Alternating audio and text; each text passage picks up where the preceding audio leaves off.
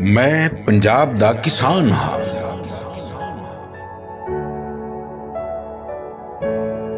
मैं इस धरती दा पुत्र हाँ।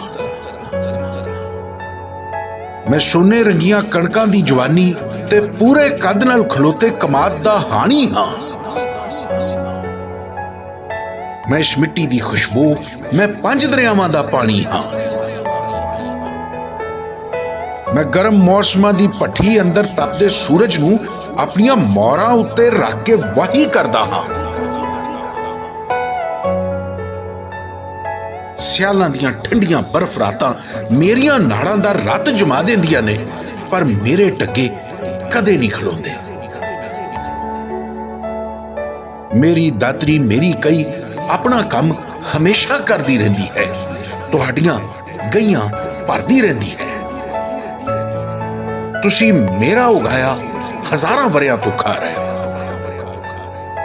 मैं पंजाब दा किसान हाँ।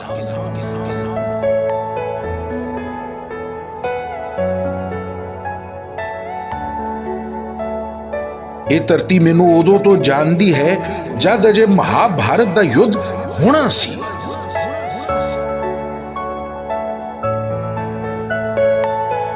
राम सीता ते रावण दियां गल्लां ते बहुत बात दिया ने।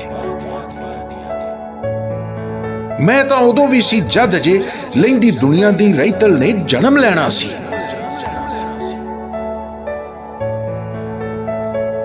गुरु ने बाणी कहनी सी, मुल्ला ने भांग सीखनी सी। मैं तां उदों भी सी जद हाले मजहबां अखां पुटनियां सन। मैं इस धरती उत्ते जम्मे पहले इंसान दी भुख मिटावन दा पहला जतन हाँ।